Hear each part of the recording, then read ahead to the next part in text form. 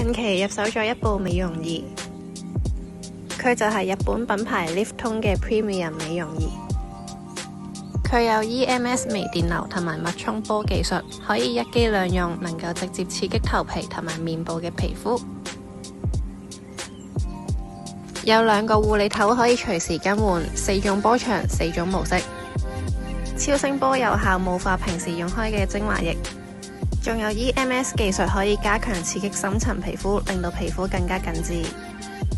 LED 紅光溫熱功能可以令到皮下細胞增生，達到抗皺去紋效果。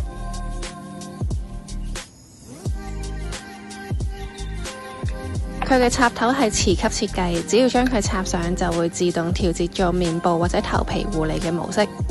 梳頭嘅時候都可以令到護髮精華更加容易滲透。